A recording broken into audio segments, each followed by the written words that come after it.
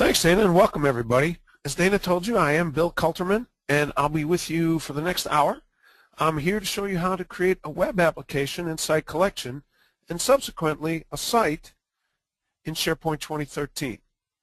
But the first thing I want to do is I'm going to throw out a poll question to you. So let me launch this out here. And as you can see, I'm asking you, how many of you are using SharePoint 2013 right now? And while we're waiting for the poll results, let me give you the rundown of the rest of our time together. Most of what I'm going to show you today will be a live demo done by me on my SharePoint environment, which lives here in my office with me. And mixed in with the demo, I'll have some slides and a little discussion about web applications and site collections and their place in the logical architecture of SharePoint.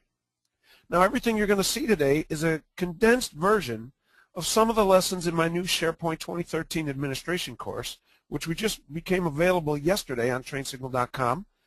And in the course, I go into a lot more detail, but this is going to give you a little bit of an idea of what to expect. Now, the environment I'm working in is a combination of both physical and virtual machines.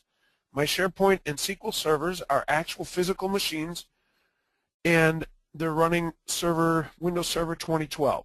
The rest are all virtualized. I have a virtual domain controller, Exchange server, and the Office Web Apps server, which are, again, all running Server 2012, and my client machines are running Windows 8. So it looks like the results of my poll are in, and no surprise here, like I pretty much expected, 46% of you aren't using 2013 right now, but you're thinking about upgrading, and there's only 4% of you that have upgraded or deployed SharePoint 2013 right now, and 11% are yes, but only in a test environment or a development environment, and that's great. So for a lot of you then, this is going to be the first time that you've actually seen SharePoint 2013 in action, and that's great. So let's go ahead and let's get going. We start with our SharePoint farm. Our farm is where our web application lives, and we can have multiple web applications. In fact, we can have up to 20 web applications per farm. So now you're probably asking yourself, what exactly is a web application? Well, a web application is the highest level component in the logical architecture of SharePoint. It's our top tier. Everything else, all of our site collections, our sites, our lists, our libraries, all of that comes underneath the web application. A web application is also an IIS site that contains site collections. Web applications are not created in IIS. We do it through SharePoint Central Administration, and that's what I'm going to show you today. And web applications have their own application pools. Now, don't worry about application pools right now. We're going to talk about those a little bit later on, but just keep that in the back of your mind. And web applications can also be restarted independently in IIS. And that's actually a pretty good thing. That's a really, really handy and useful bit of knowledge to know and understand. So the role of our web application is to provide the ability to isolate content, processes, features, and users. For example, you can have content that anonymous users can see that is different from what authenticated users can see by hosting the same content in different web applications. All right, so enough of me talking for right now. Let's go ahead and let's get started. I'm going to pull up my SharePoint server now. I'm signed in remotely to all of these, and we're going to start by taking a look at IIS, because in IIS is where our web applications live. Now, I already have a number of web applications. If you go ahead and look here, these are sites. Remember, the web application is an IIS site, and there's a number of them in here that exist. Some of these were created when I installed SharePoint, and some of them, like these two here, GlobalMantic's Intranet and GlobalMantic's My Sites, were created by me during the course of creating my SharePoint administration course. And if you watch the course, you will see all of this. You'll see every step involved with creating these two applications. Now we also have our application pools, and they also live here in IIS.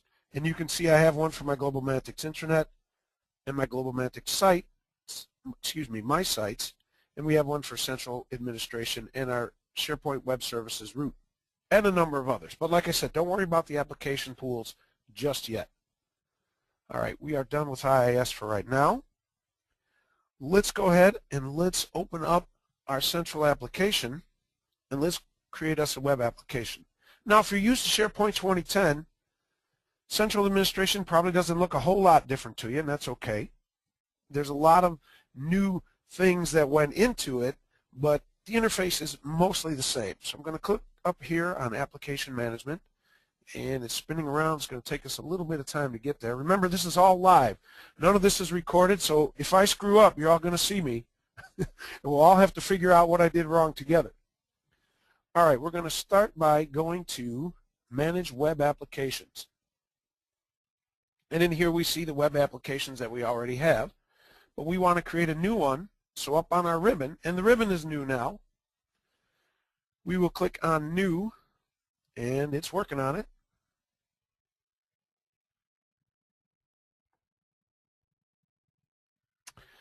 It's times like this that I wish you could see me, because right now I'm juggling. I have an egg and an apple and a machete, and I'm doing really well. Oh, there we go.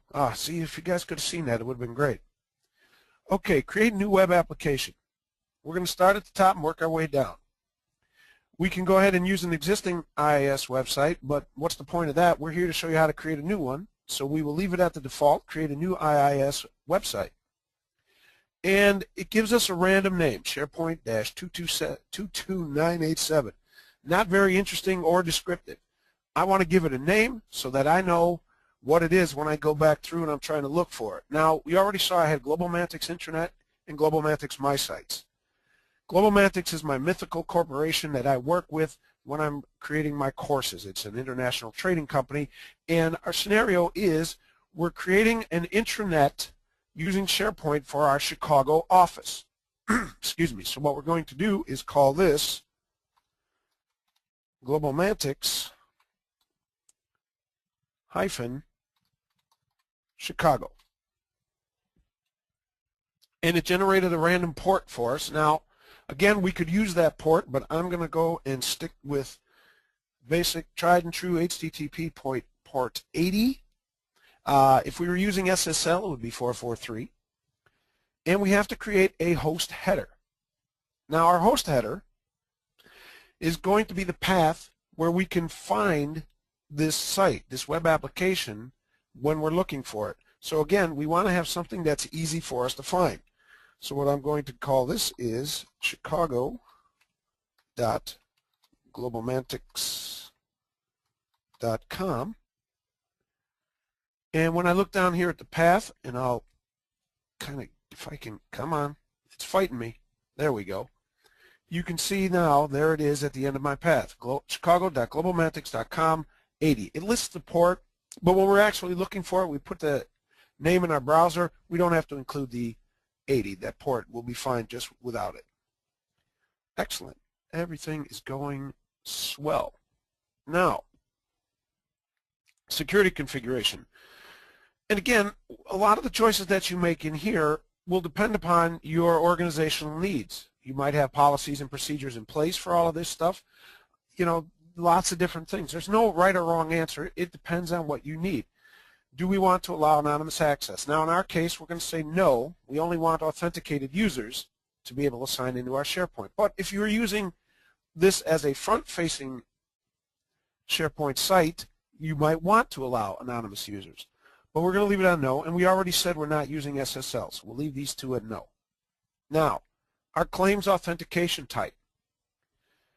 Do we want to enable Windows authentication or enable forms-based authentication? Now, I'm using a domain controller. I have Active Directory running, and we are using Active Directory, so we don't need the form-based authentication. But if we were using something other than Active Directory for our directory services, you could go ahead and use that form-based. That's what's really nice about SharePoint, is it's very flexible in that regard. But we're going to leave it on Windows authentication.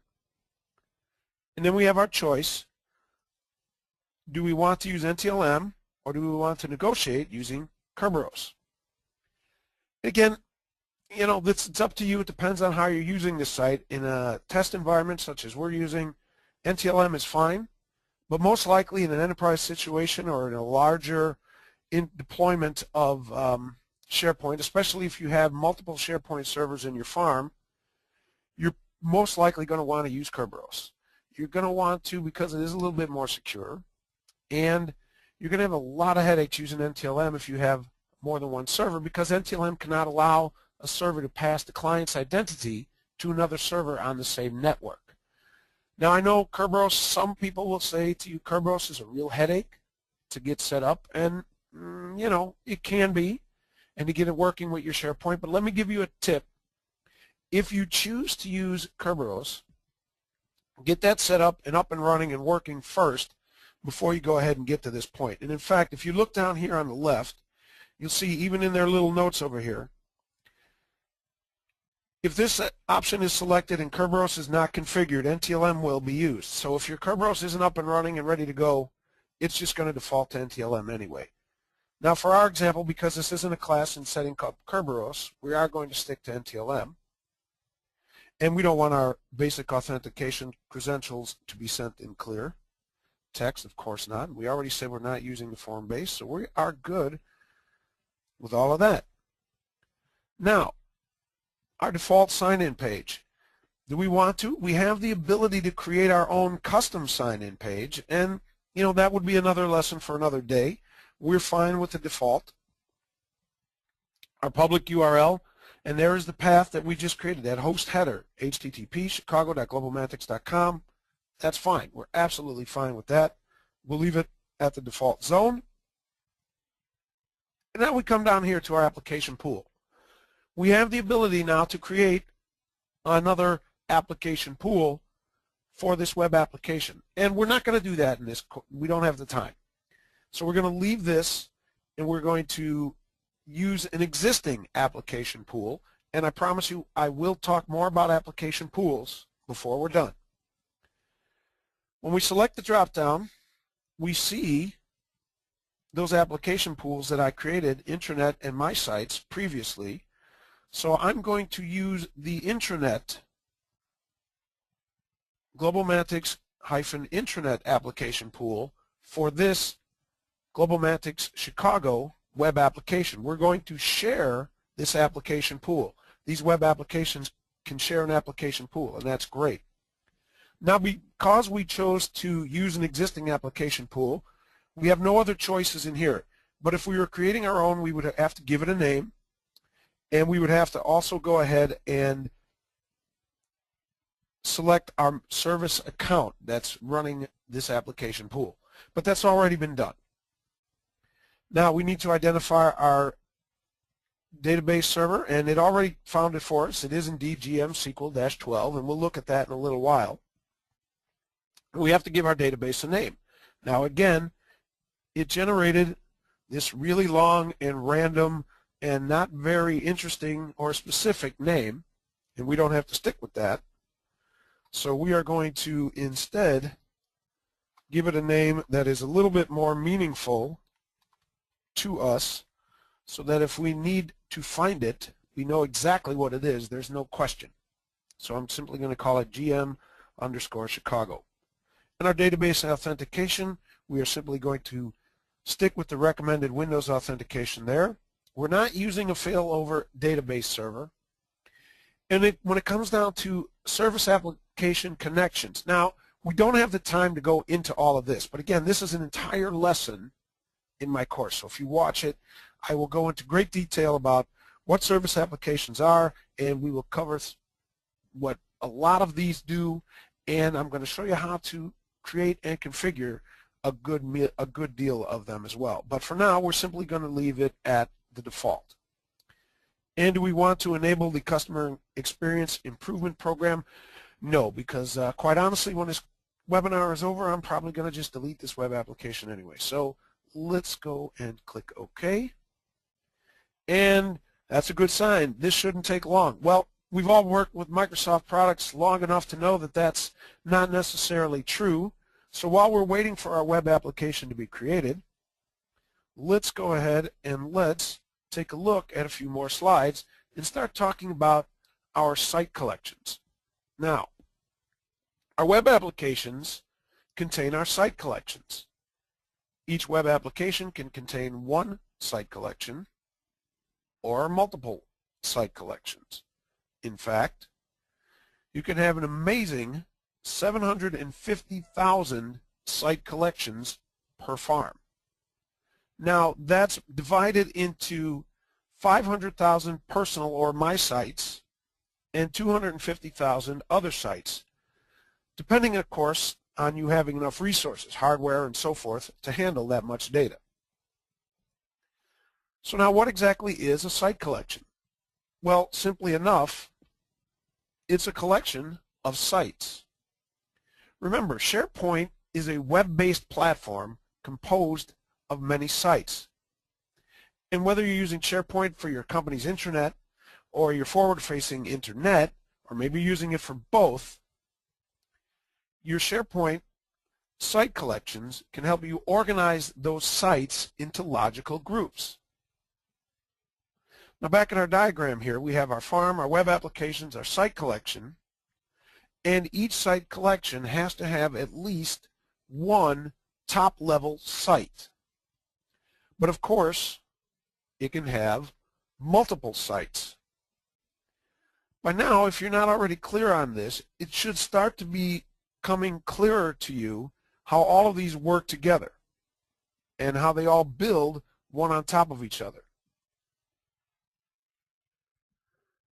Now, in our SharePoint environment, we saw how we can have multiple site collections, and they can be as big or as small as they need to be. A lot of times people ask me, why do I need multiple site collections? You already told me I can create as many subsites as I need.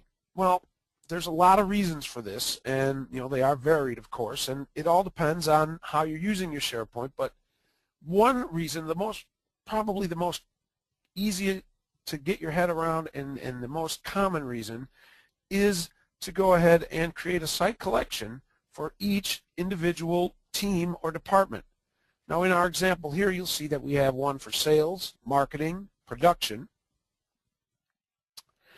and it's going to make it easier for you in the long run to go ahead and keep track of and administer, because each one of these departments has their own site collection with its own administrator, its own permissions, its own user groups, services, and features. Now, in a large corporation, you might have dozens, hundreds, even thousands of sites. And of course, as your company grows, the SharePoint is going to grow as well.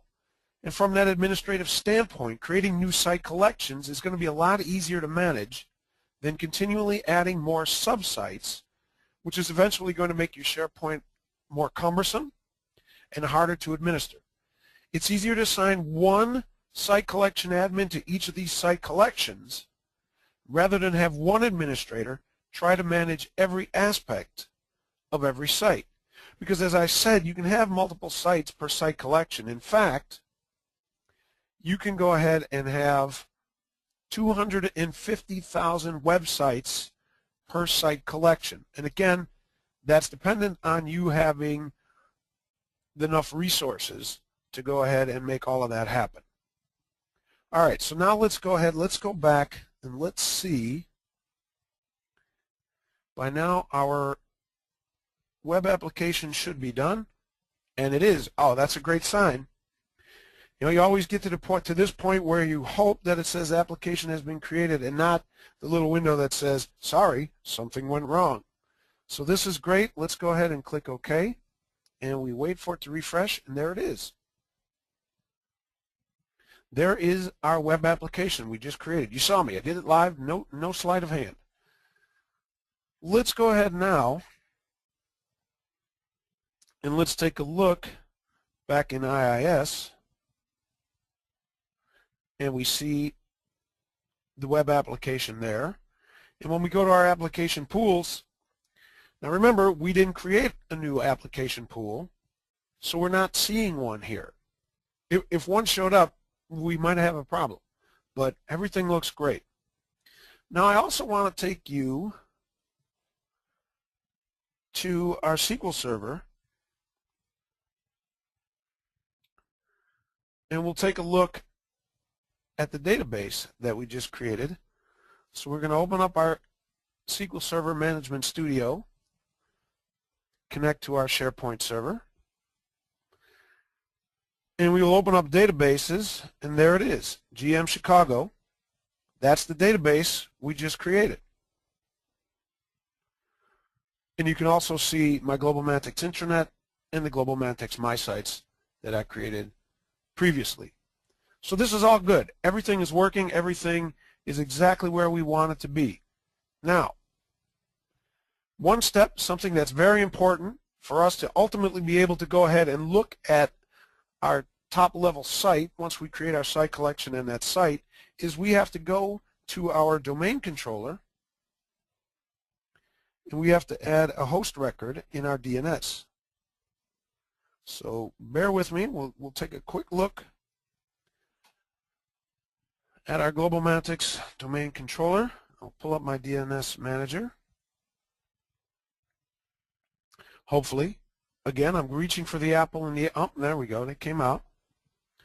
And we'll look at our forward lookup zones, look at our domain, globalmantics.com, and we can see my A records here for those other web applications, and they're just pointing to my SharePoint server, which is 192.168.12.220. And all we need to do is go ahead and create a new host, and I'm going to give this one a name. I'm going to call it Chicago, and it gives me that FQDN, which is good, and I just want to add in my IP address, which, like I said, is 192.168.12.220.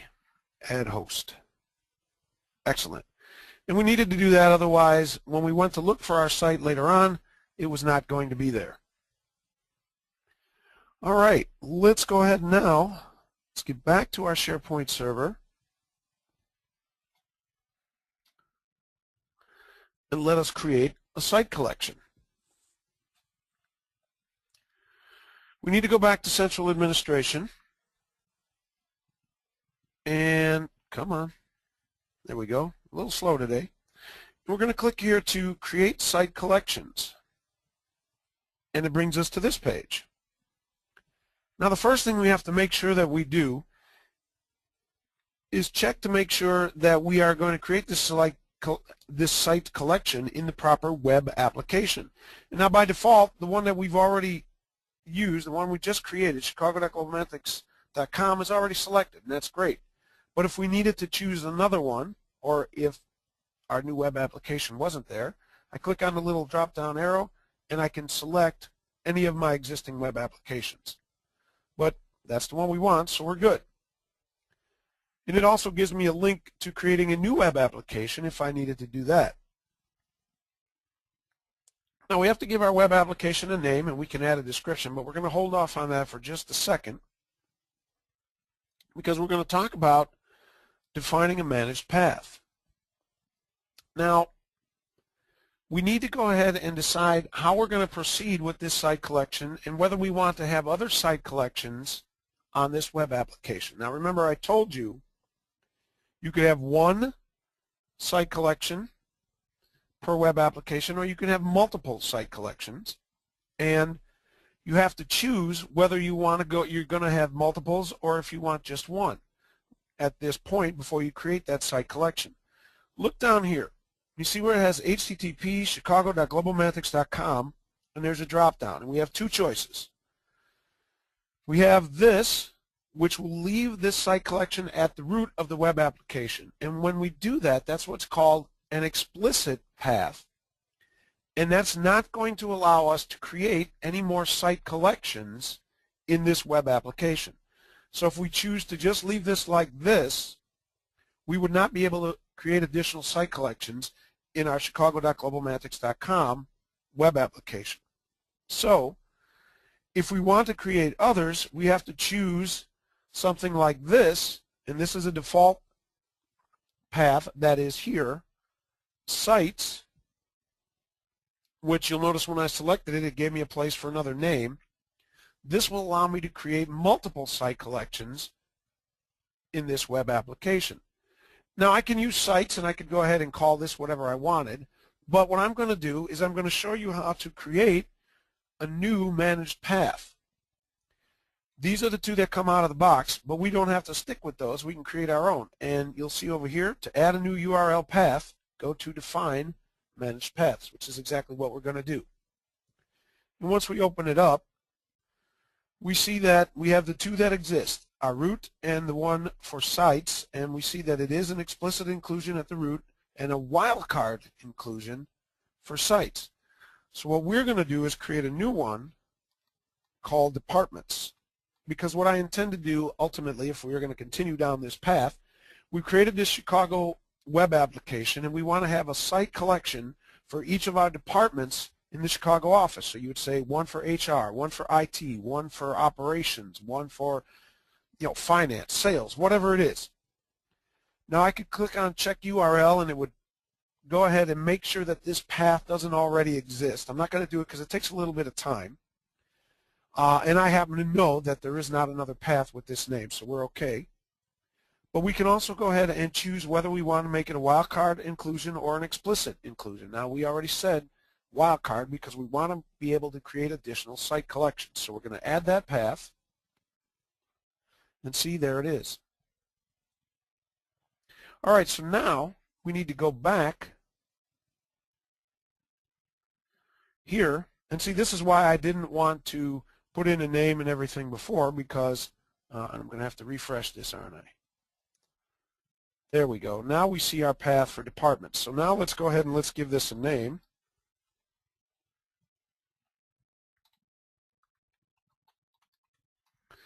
Globalmatics Chicago. And we're going to create one for operations. So this is going to be the site collection for the operations department. I'm not going to bother with a description, but I will put this in here. So now this is going to be my path. When I go ahead and look for this site, that's the URL I'm going to want. Now, I told you before that every site collection has to have a site, at least one top-level site. In fact, SharePoint's not going to let you get out of here without creating a site, and you have to use a site template.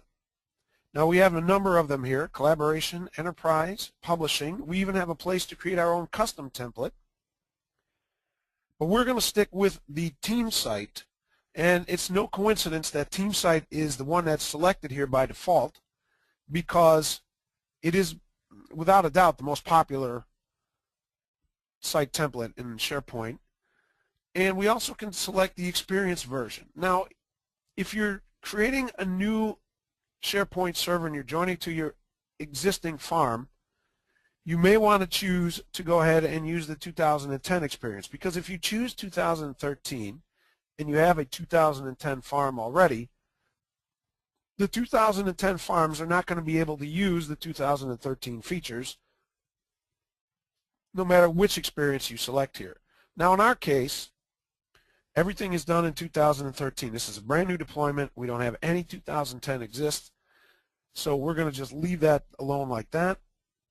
Team site, and now we simply need to go ahead and add a site collection admin, which is myself, and I could add a secondary one if I wanted to. There's no need to right now because I'm really the only person using this SharePoint. And I can add a quota template, which again, that's another lesson for another day. And we don't have to worry about that right now. So everything looks good. Let's hit OK and check and make sure that everything is going well. All right, there we go, working on it. And once again, this shouldn't take long, but while it's doing that, let's go ahead and let's take another look at some of our slides. So back to our farm diagram. We have our farm, we have our web applications, our site collections, and our sites. And now we're going to add this, our application pools. Now you've seen the application pools. I showed them to you. We looked at them in IIS, and when we create our web application, we saw that we can assign multiple web applications to one application pool. That's what we did. We went ahead and joined our new web application at GlobalMathics Chicago to the application pool which was already being used by GlobalMathics Intranet. Or you can simply have one application pool per web application. In fact, you could have 10 application pools per web server. Now, the trick about this is that from right off the get-go, as soon as you install SharePoint, it takes up 2 of your application pools. It uses one for the web services root and one for central administration. So in reality, that limits you down to 8. So what exactly is an application pool? Well, I'm glad you asked. Application pools are separate sets of IIS worker processes that share the same configuration and application boundaries. They are used to isolate web applications for better security, reliability, and performance. Each application pool can run without impacting one another. And again, that's very, very key. That is very important. And as we've already talked about, web applications can share application pools. So let's imagine that we have a web application that's hosting our front-facing website. Now obviously this is going to have different security concerns, different sets of users, different permissions, and of course you want it to have good performance. You don't want what's happening on your website there to impact the rest of your web applications, whether it's your enterprise intranet or another forward-facing website, whatever it is. So you can use separate application pools to isolate that web application. And remember, we talked about them being able to be restarted independently of one another. So great, great stuff. Now let's go ahead, and by now our application, our site collection should be done, and it is. This is good. We didn't get the sorry, something went wrong, which is always a plus. And here is the URL. So I'm going to copy this, and we're going to go now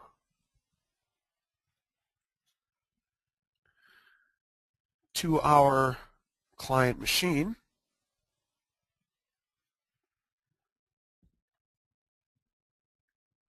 Paste in our URL, and let's take a look.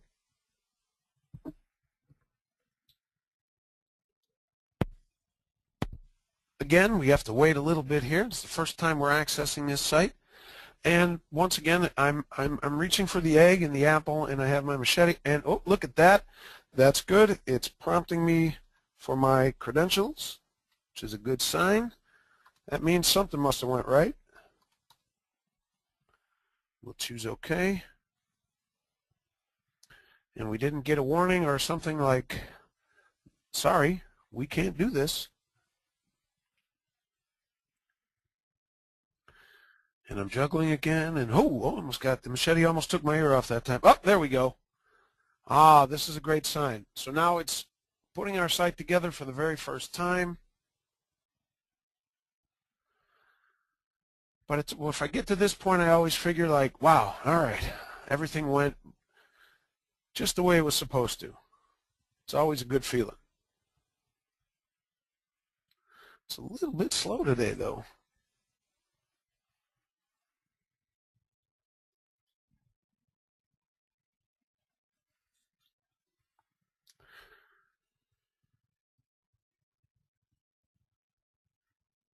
Once again, all right, I'm going to try and make this a little bit harder. I'm going to add a second egg. So now I've got 2 eggs, the apple. Hey, wait a minute. I'll tell you what. Let me get rid of one of the eggs. Ooh, that's a mess. I got the egg and the apple, and now I'm going to try and take a bite out of the apple as I'm juggling without cutting my head off with the machete. And unfortunately, this is really taking a long time. So why don't we go ahead and move on and do a little bit more with some slides while we're waiting for that to go. All right, now we're going to go ahead and add content databases. So what is a content database? Well, you can go ahead and you can add a content database, or you can add multiple content databases to your farm. In fact, you can have 500 content databases per farm. And what exactly is a content database? Well, quite simply, a content database hosts all of your content. And you can associate one or more content databases with a web application. And we already saw this. Because I went ahead and used the, oh, you know what, I take that back. That was application pools. Now, we still only had one content database per web application.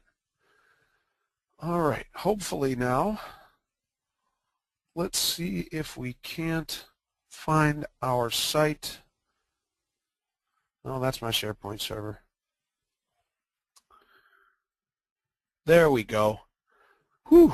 Boy, it took a little while for it to get up and running, but there it is. There is my Chicago operations site collection. And this is the top level site.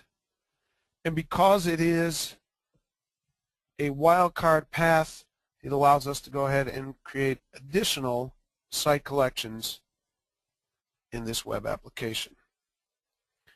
All right.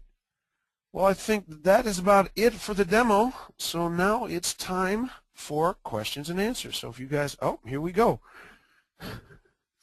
All right, here's the first one. Can you associate a content database to a site or a site collection?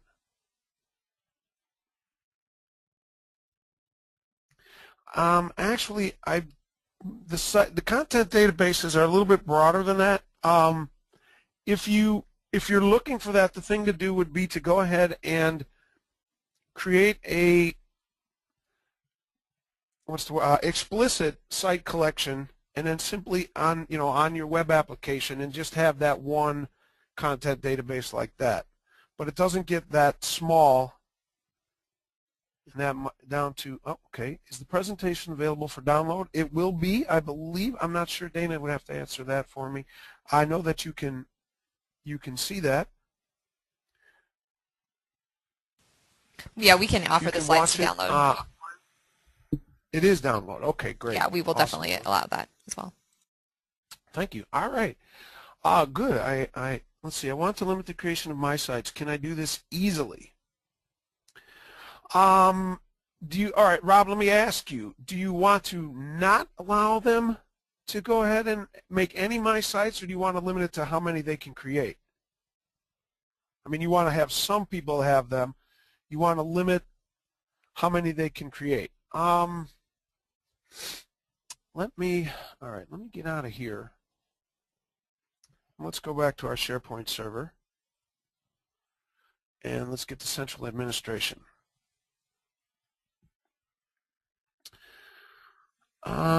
Where is my, this is not what I wanted here. No, this is not, now you probably already know you have to have a specific type of site collection, and it has to, for your My Site host. And you have to enable self-service site creation. Now I believe that if you don't turn that on, you can limit it. You can certainly limit people to how many or I shouldn't say that. You can limit how many My Sites are created by not allowing self-service site collection, so that if users want a My Site, they have to come to you, and you would have to turn it on for them. Are you going to have a follow for the administration of a site collection? Right now, Virgil, good question. Right now, although it's not 100%, that is in the offering. It's on our roadmap as a potential course that I will be creating in the upcoming year, because there's not a lot of material. That's a great question. There's not a lot of material for site collection admins, and I've always felt that there was a course that would be really valuable to people, and I really want to do it. So we're trying to get it done. I couldn't give you any kind of time frame or a guarantee that it's going to happen, but I think that whether it does or whether it doesn't, I would like to eventually follow it up with a webinar that I can at least for 45 minutes or an hour show people some things about site collection administration, because it is a lot different than the full SharePoint administration. So yeah, hopefully we'll have something for you. Can we have multiple web apps on port 80? Will that cause any issues? No. You can have multiple web apps on port 80. You just have to make sure that you use that host header, because it'll look for that. If you don't use the host header and you just let it use that random path, it's going to go to the default SharePoint 80 site that's created during installation. But as long as you use the host header, it's not a problem. Why isn't it possible to assign a group to the primary and secondary? I've always found this strange. It's the same thing with CRM deployment administrators. Is there a technical? Jonas, I'm with you. That's a really good question, and unfortunately, I don't have an answer for that. I wish I did, because yeah, that is frustrating. I think it is a little bit of something that maybe is perhaps been overlooked by the good people at Microsoft. I can't give you any insight as to that, but yeah, I don't know why. I don't work for Microsoft, but I'm going to take your question down. If you fill out the survey and make sure you put on there, I'm going to see if I can't find the answer to that, because I have some connections at Microsoft to a Microsoft field engineer, and he might know. He might have some input to me for that. So I'll see if I can't find that. Just make sure you fill out the same survey, Jonas, and I'll see if I can't get an answer back to you on that, because I'd like to know that too. That is a good question. All right, is there any option in SharePoint 22 to use FBA form-based along with AD authentication? I've never explored that, I have to be honest, Alex. Let's take a quick look. If we go into create a new web application, my guess would be no, but I'm not certain about that. Let's see if we can't find out together.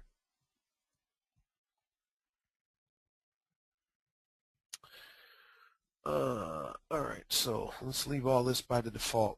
Can I check? No, apparently I can't. I've never had to do that. So I guess since it's allowing me, and I don't have a form-based authentication mechanism here, but the fact that it's allowing me to check them both probably means that it can be. I've never had to do that. I've never tried to do that, so I can't answer you specifically, but it looks like you probably can.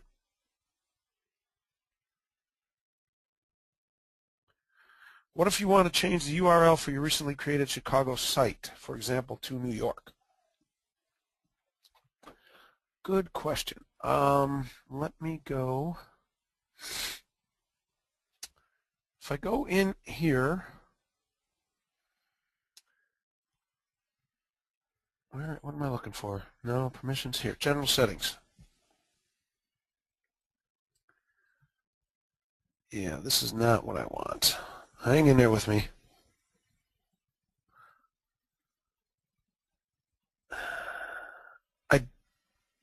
No, that's not it. Managed paths, managed features. This is not what I'm looking for either. Actually, for you site collection admins, here's something. There's a good place to look for that kind of stuff. I don't think that here, application management. Let me go back in here. No, this is just for this.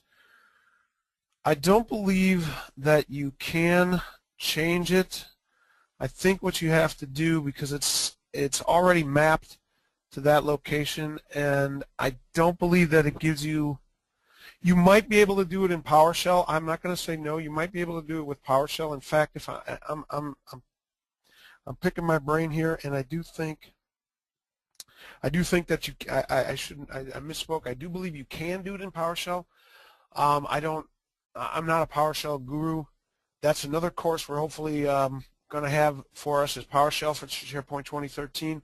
But I do believe that it can be done in PowerShell. That was Andreas. Is there an easy tool that can allow us to migrate wildcard department sites from one content database into separate databases instead of a manual process?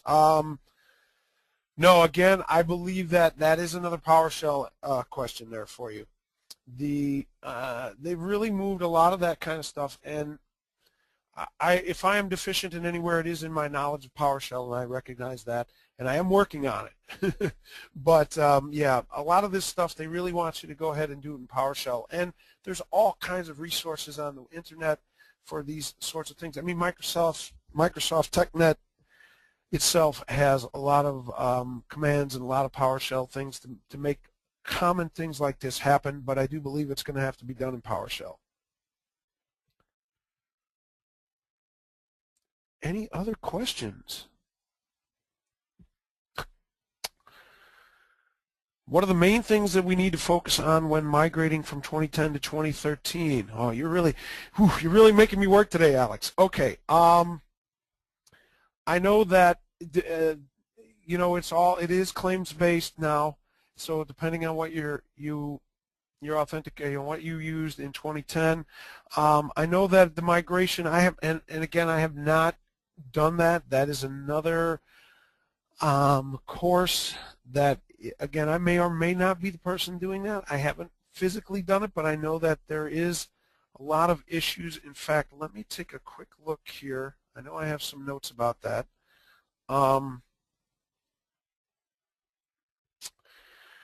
Migrating, I know that everybody says it's a little bit more, what's the word? It's a little bit harder these days. I don't know if harder is not necessarily the question, the way I want to put it, but I know it's a much different process from what we used to be, what we used to have. I know that there are, in fact, let me give you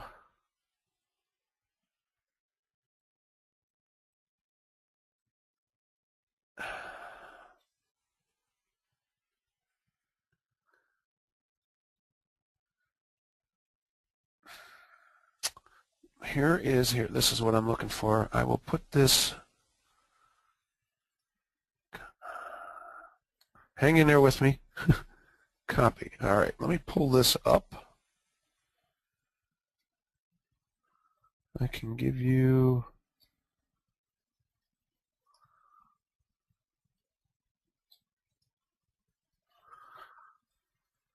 a couple of links which have a really good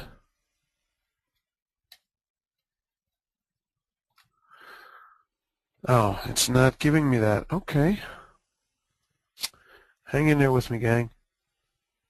Why did it give me that?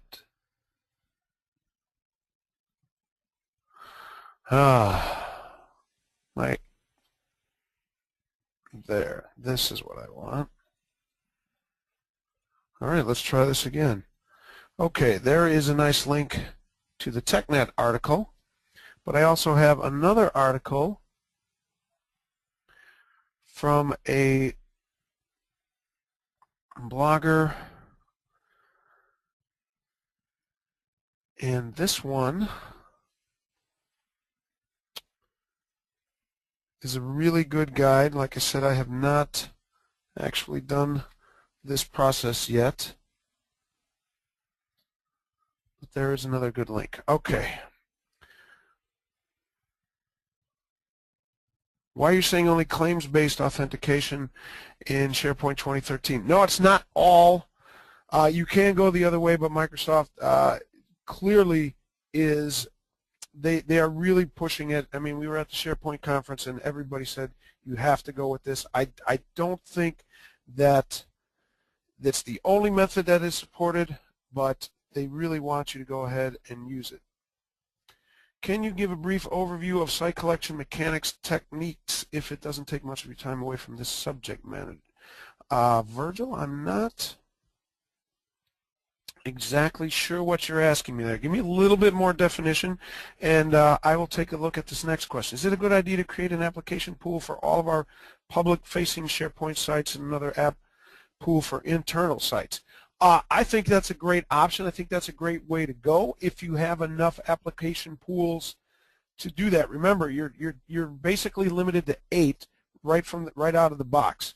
I think it's a really good option to go ahead and do, but again, it depends on your, there's so much of when people ask me questions about SharePoint, I have to preface it a lot of times with, well, it depends. It depends on what you're trying to do and what you're trying to accomplish. Application pools are a great way, and web applications a great way to separate things, like I said, for security and performance. And if you have the resources and the ability to go ahead and do that, I think that that's a great way to keep things separated. All right, Virgil, can you give me a little bit more information on yours? I mean, let's go back. He wants to know about site collection. Let's go to back here.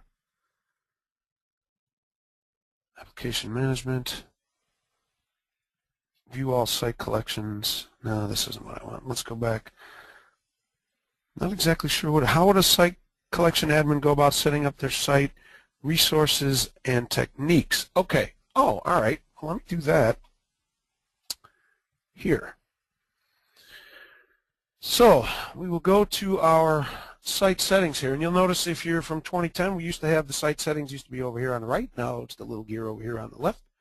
And I go to my site settings, and because remember I assigned myself as a site collection admin, so these are all of the site collection administrator tools and tasks that you're going to get. Now I am also going to get all of the full site administration tools here because I am also a site administrator for this site collection, but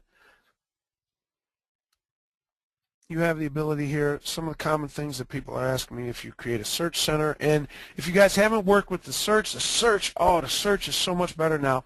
Fast search is no longer a separate piece. It's all one. They have combined them all together, so it's really great and it's a lot easier. And let me tell you guys, the user profile service is a lot better and easier to work with now in 2013.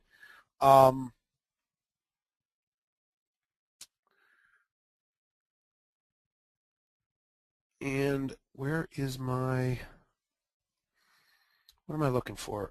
Site collection features. So Virgil, this is a good place where you will go ahead and turn on or turn off these features for your site collection. On your site settings, site collection features, and also, let me find your site collection app permissions. If you're using third-party SharePoint apps, content type publishing is in here. Where is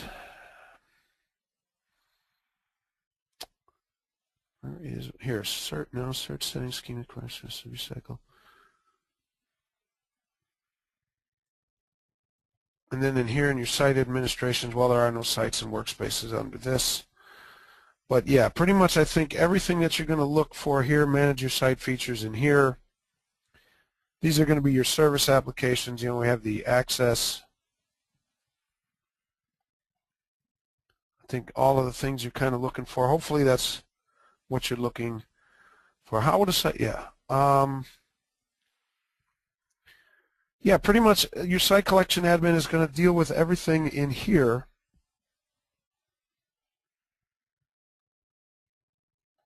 I mean, unless you're looking for something specific, I don't know what else you're trying to find. And if I sign out, let me see, hold on a second, let me get to, this is a, no, this isn't the one, yeah, yeah, let me show you this site. Is it going to give me this? No. This isn't the one I want. What I want,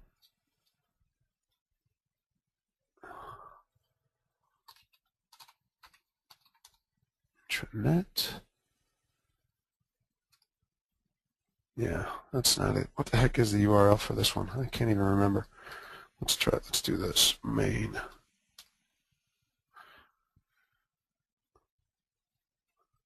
Now, in this site, this is a site that I created for the course, and there's a lot more things in here. There's we have actual users, and I have some content. And if I sign out, and that wasn't what I wanted.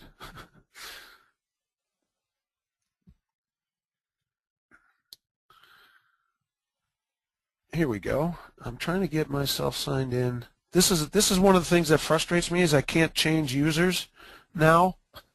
It automatically wants to sign me in. I would have to sign out and sign back in, but I was going to try and show you when if you're simply a viewer, you don't have any of these options. I was going to try and sign in as different people here, but I would have to actually sign completely out of my client machine and go back in as another user. See, because in 2010 you had an option in here to change user.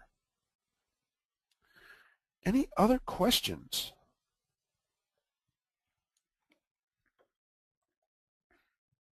Wow. Well, actually, I see it's just about time for us to end this anyway. It is 12:57, so I guess if there's no more questions, I'm going to thank everybody, and I'm going to turn it back to Dana. Thanks, Bill. That's all the time we have today. Thanks again for attending and for your participation. If you have comments or feedback, you can email us at webinars@trainsignal.com.